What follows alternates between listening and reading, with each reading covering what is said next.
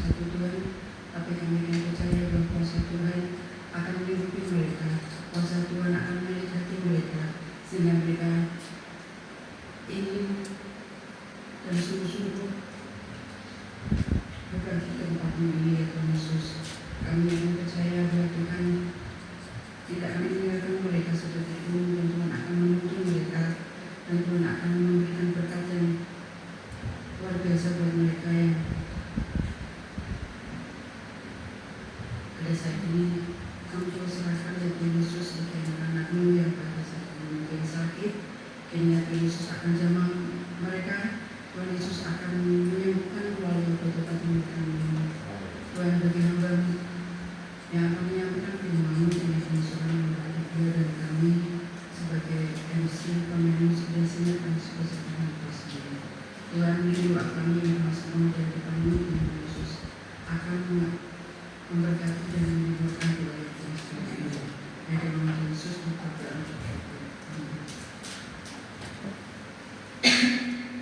Sebelum kita akan mendengar nama Tuhan, kita akan mengucapkan sekali lagi Allah itu baik. Mari panggil berdiri Bapak Ibu.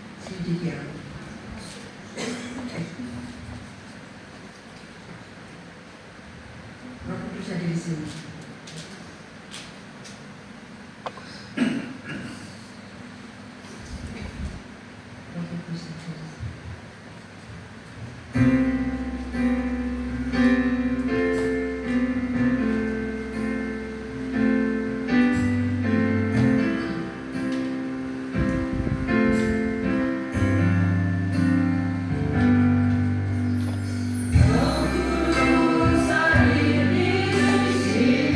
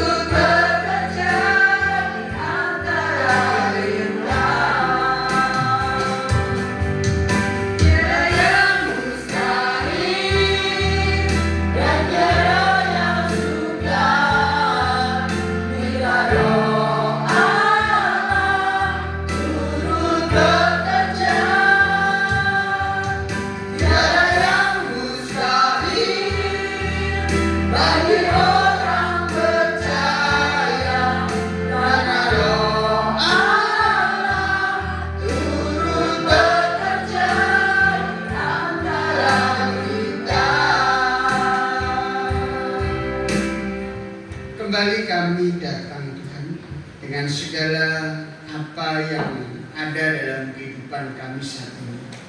Kami mau merendahkan diri di hadapan-Mu.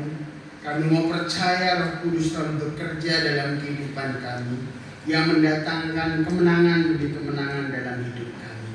Saat ini Tuhan berbicara melalui firman-Mu yang akan menguatkan, meneguhkan iman kami. Terima kasih Tuhan Yesus. Inilah saat kami untuk mendengar suara-Mu ya Tuhan. Amin. Selamat kembali. Shalom, kalau sudah terkasih di dalam Tuhan. Selamat sore, selamat malam. Tuhan memberkati selalu. Puji Tuhan, saat ini ada saudara kita yang baru pertama ikut ibadah bersama kita. Mungkin bisa memperkenalkan.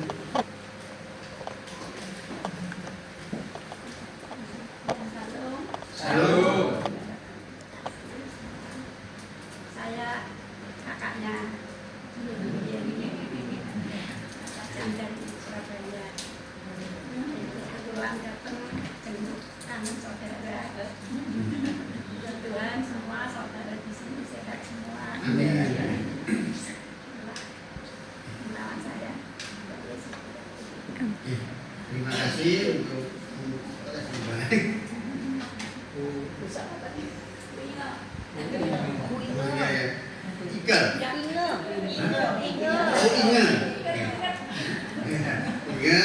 atas nama gereja ucapkan selamat datang bersama dengan kami.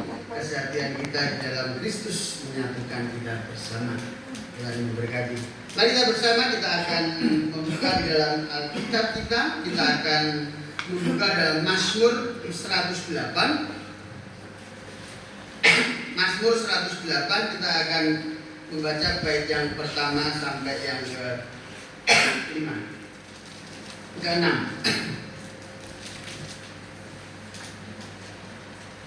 Mazmur 108 bait pertama sampai yang ke-6 kita akan membaca bersama-sama ya.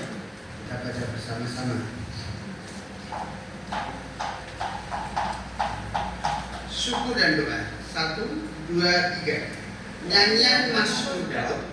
Hatiku siap ya Allah, aku mau menyanyi, aku mau bermazmur. Bangunlah hai jiwaku, bangunlah hai gambus dan kecapi. Aku mau membangunkan fajar. Aku mau bersyukur kepadamu di antara bangsa-bangsa, ya Tuhan.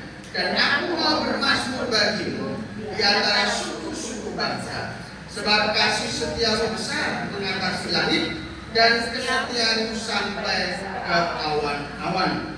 Tinggikanlah dirimu mengatasi langit, ya Allah, dan biarlah kemuliaanmu mengatasi seluruh. Bapak saudara terkasih di dalam Tuhan, dalam bacaan ini kita memperhatikan bersama juga syukur dan doa. Konteks ini merupakan tulisan daripada Raja Daud. Pada waktu itu dia masih menghadapi tantangan yang luar biasa. Daud yang pada waktu itu sebagai pemimpin bangsa Israel mendapat ancaman dari bangsa-bangsa di sekitarnya seperti Edom, Moab, dan juga Filistin. Bangsa-bangsa ini berupaya untuk menghancurkan kepemimpinan daripada Daud. Akan tetapi kita perhatikan bersama, inilah sebuah hal yang perlu kita belajar bersama dari Daud.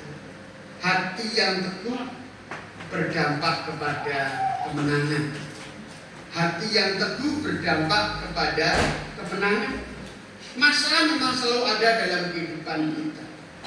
Namun bagaimana kita ketika kita diberhadapkan dengan suatu masalah dalam kehidupan kita?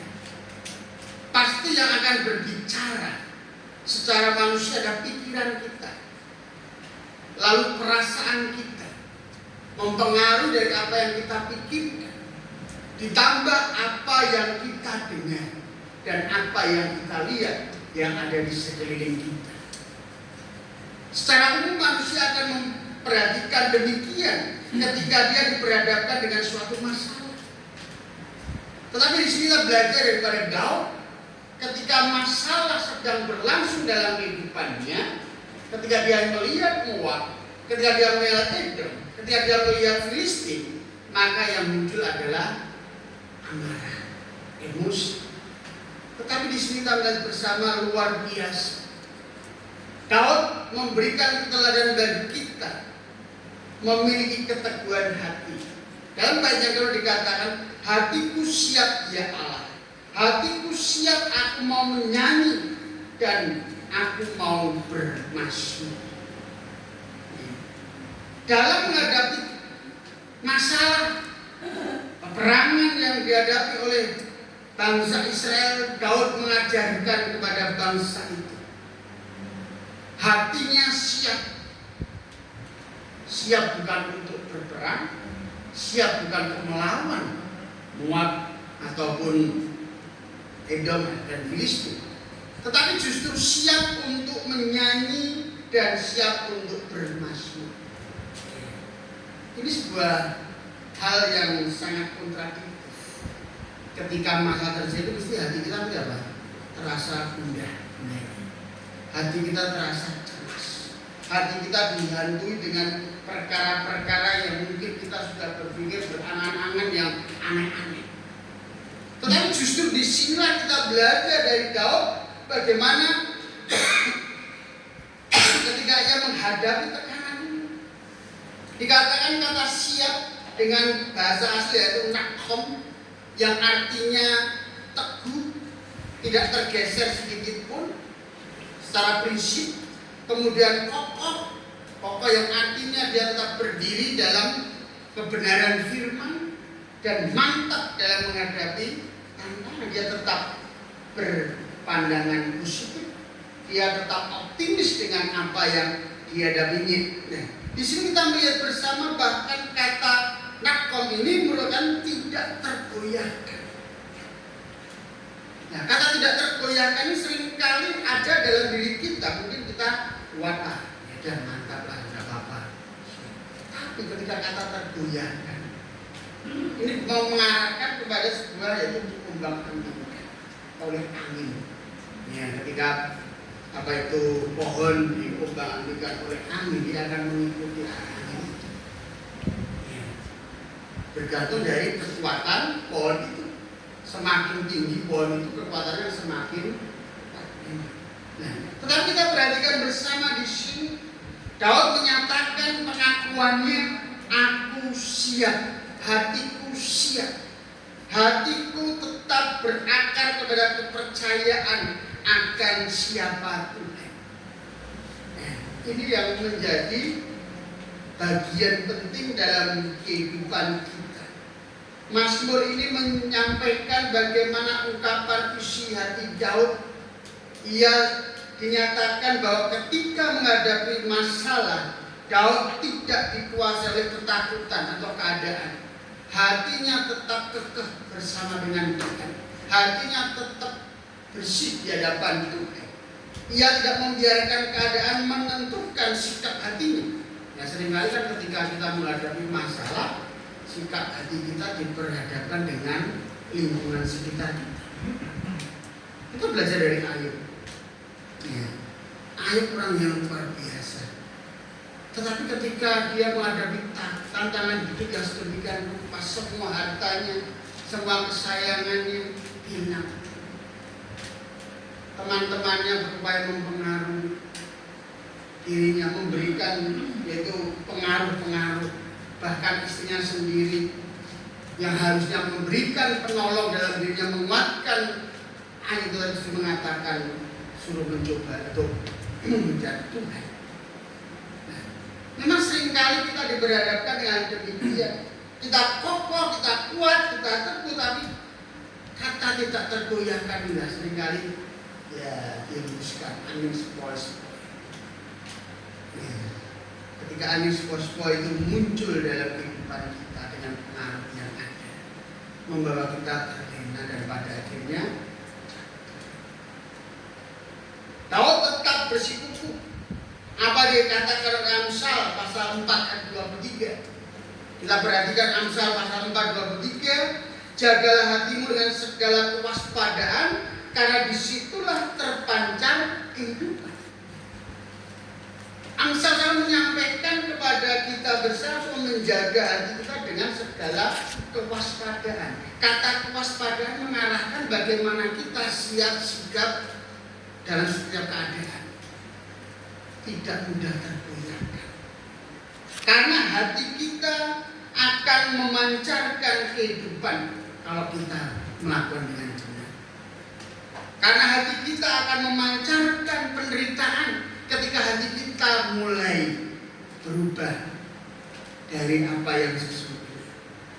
Hati kita akan memberi penyebab bagi kehidupan kita jatuh dalam dosa.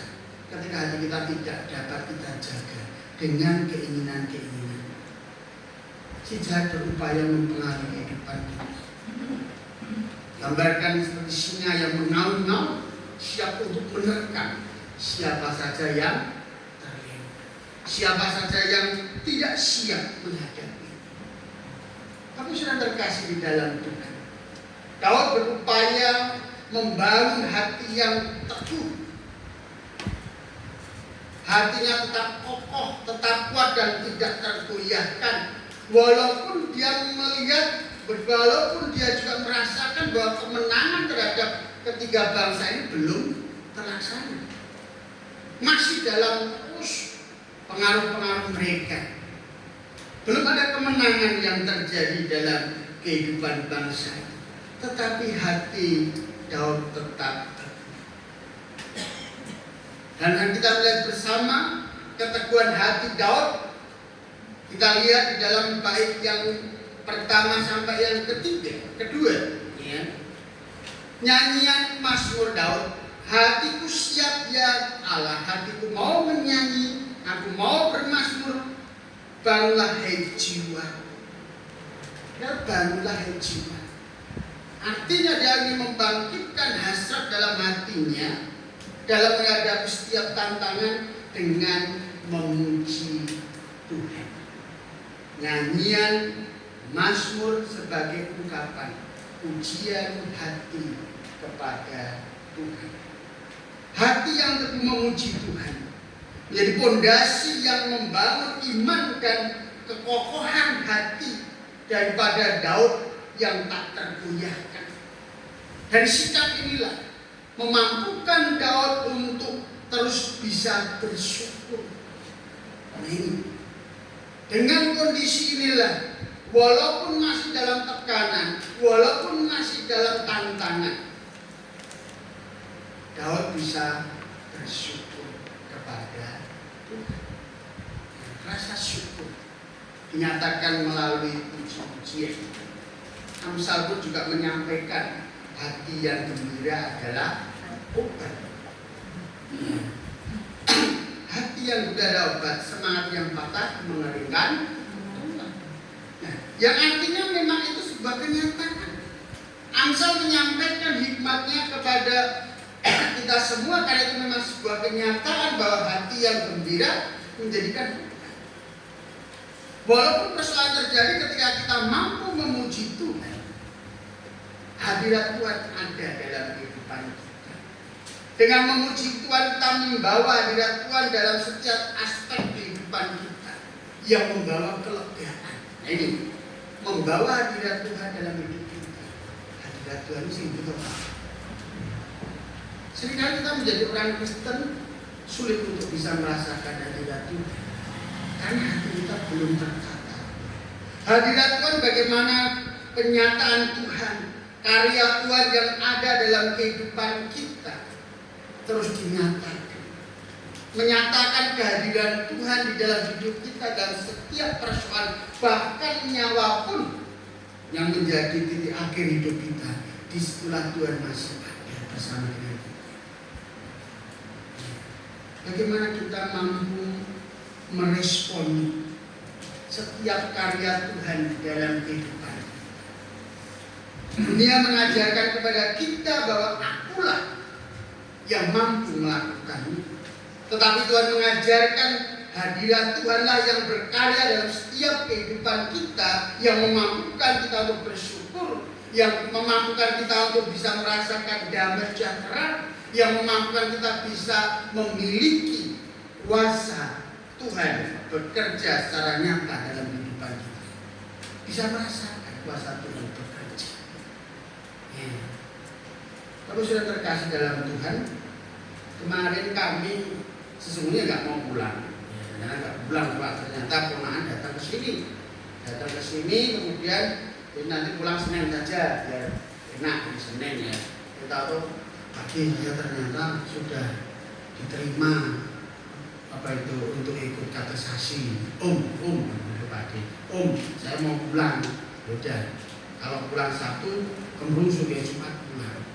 Nah, istri pulang, mulai duit sopo, didik, ngangkat. Nah, berangkat.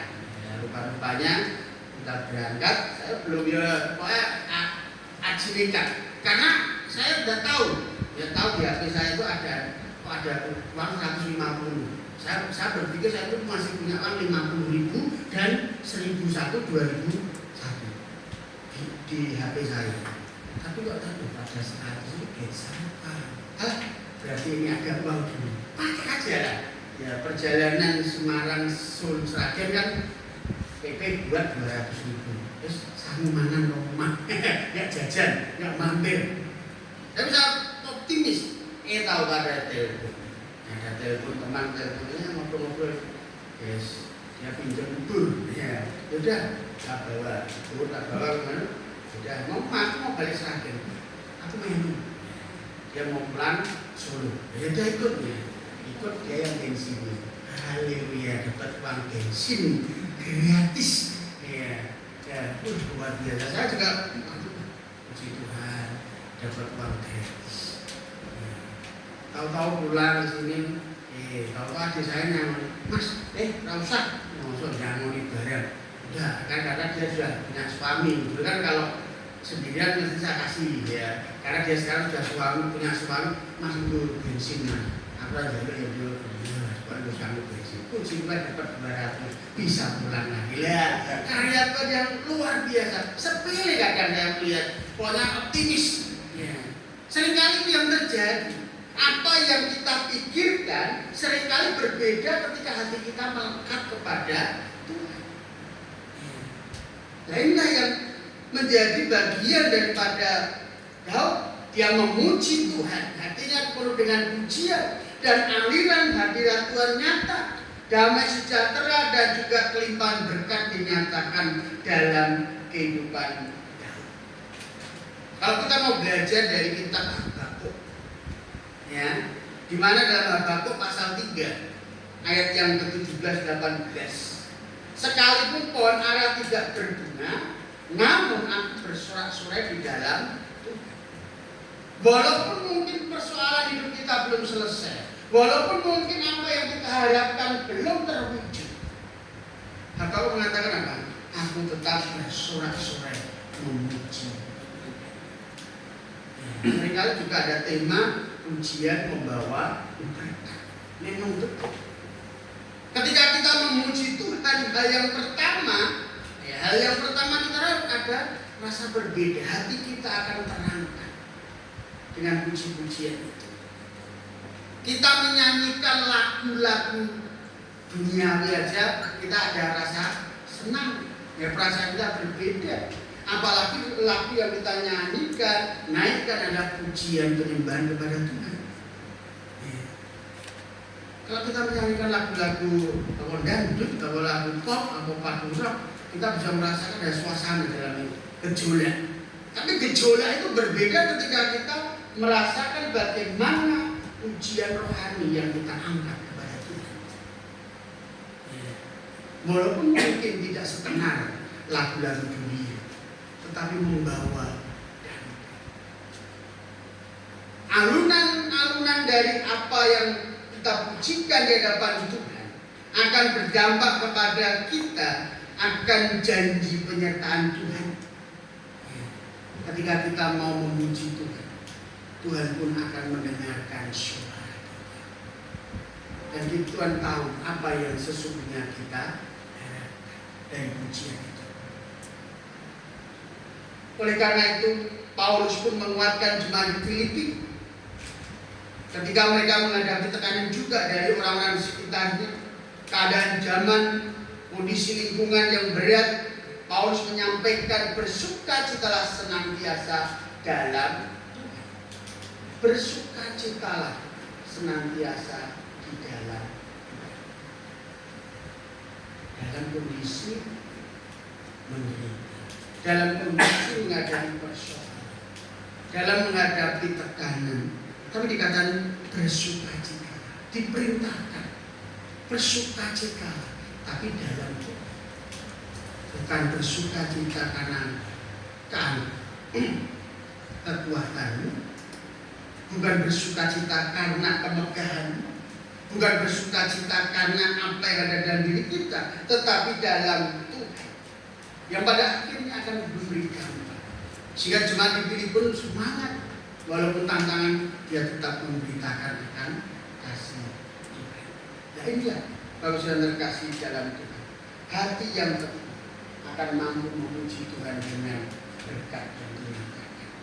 Hal yang kedua kita melihat di dalam ayat yang ke-2, ya, bagian akhir dikatakan, dan juga yang ketiga, bangunlah hai jiwaku, bangunlah hai gembus dan kecapi, aku mau membangunkan fajar.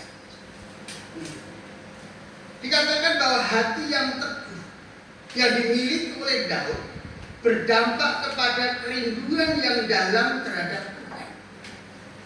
Dikatakan membangunkan fajar. Ya, membangunkan fajar apa? Pagi.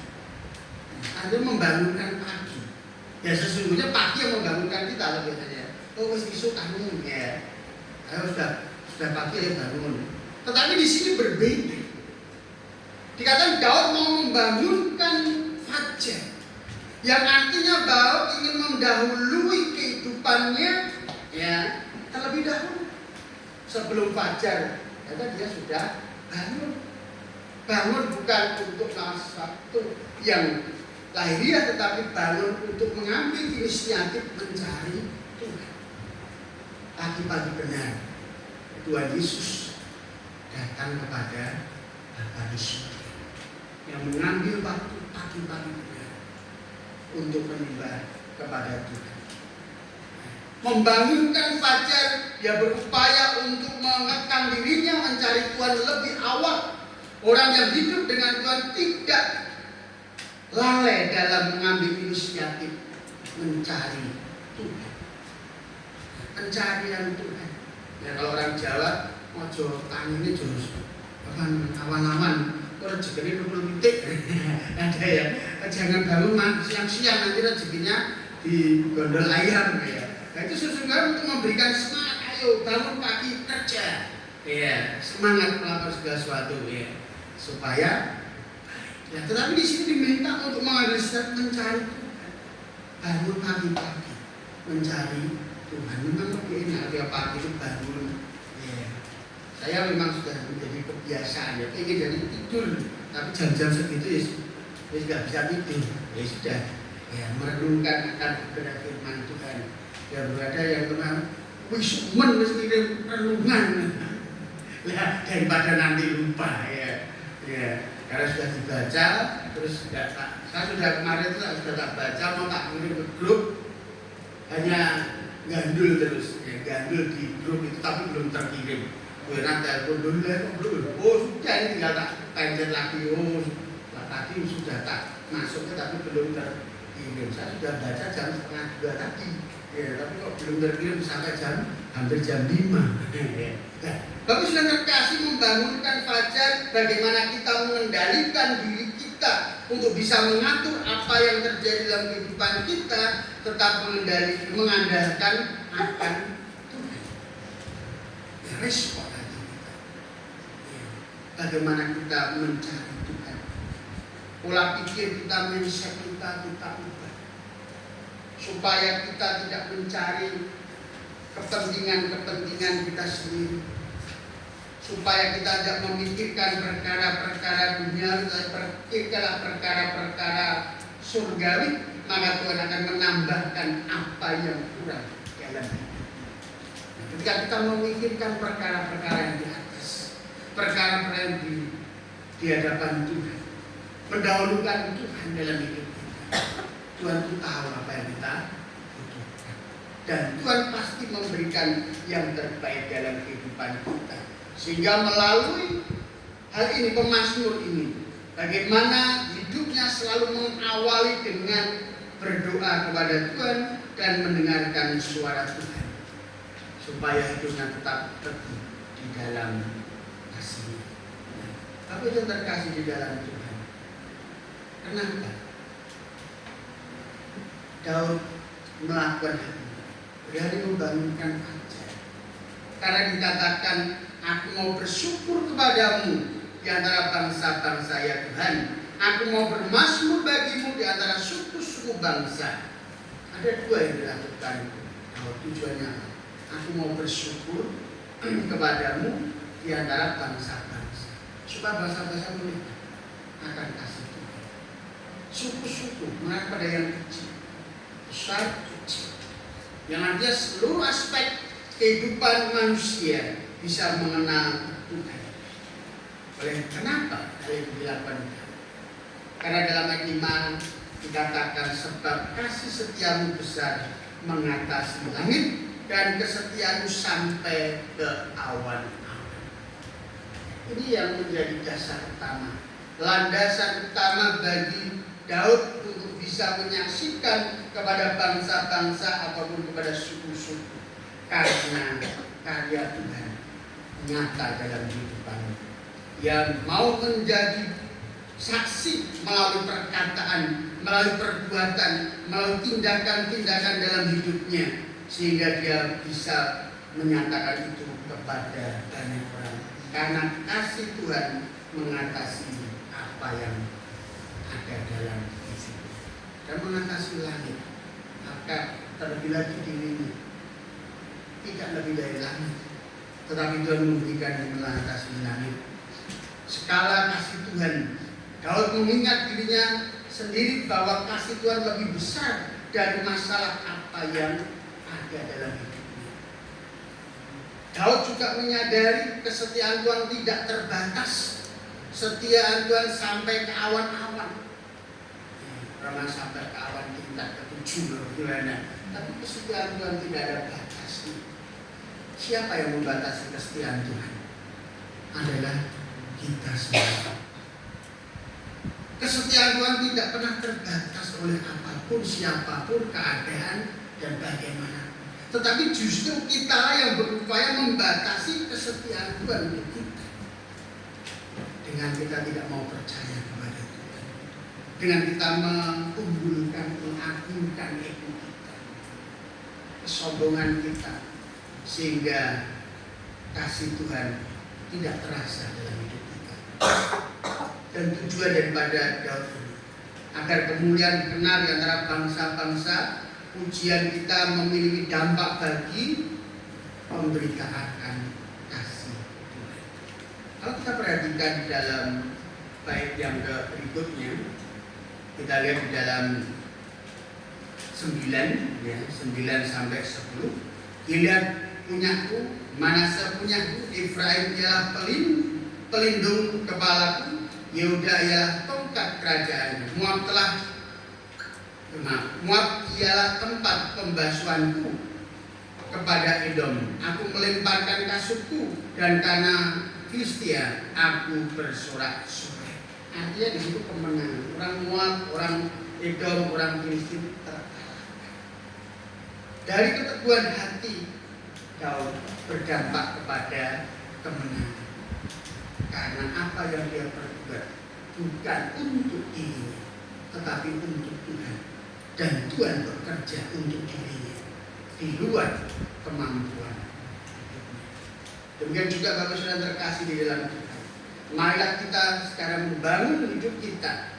Bagaimana kita bersama apa disampaikan dalam kitab Roma pasal 8. Coba kita baca bersama Roma pasal 8 ayat yang ke-38 sampai 39.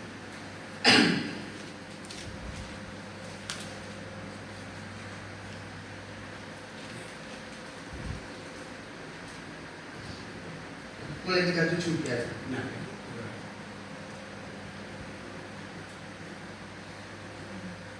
Dan 1 kita baca bersama-sama. 1, 2, 3. Tetapi dalam semuanya itu kita lebih daripada orang-orang yang menang oleh Dia yang telah mengasihi kita. 38.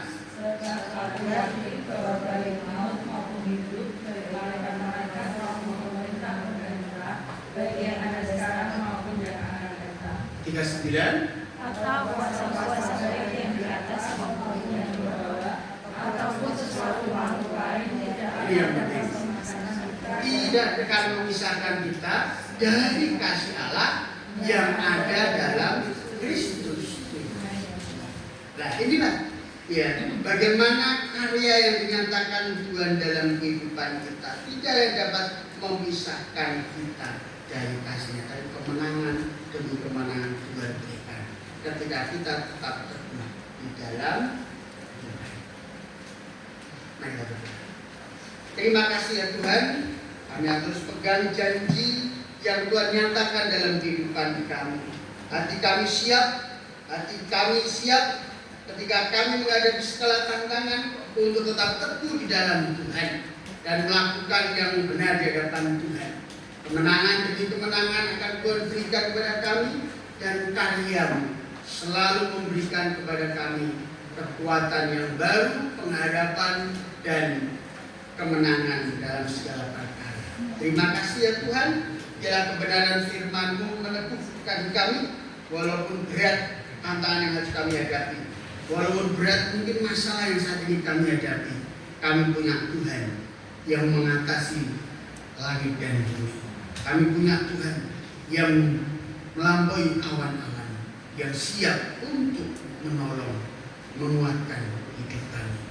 Dan dalam kuasa-Mu ya Tuhan, kami mengucap syukur dan berdoa. Amin. Mari kita bersama kita meresponi akan kebenaran firman Tuhan dengan menyatakan tetap setia apapun yang terjadi. Mari tetap setia karena kebaikan Tuhan tidak pernah habis dalam kehidupan kita. Mari kita bertanya kepada diri kita supaya Tuhan menyelidiki hidup kita, hati kita.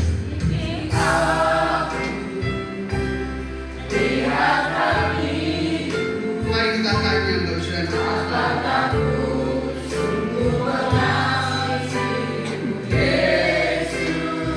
Tuhan kita maha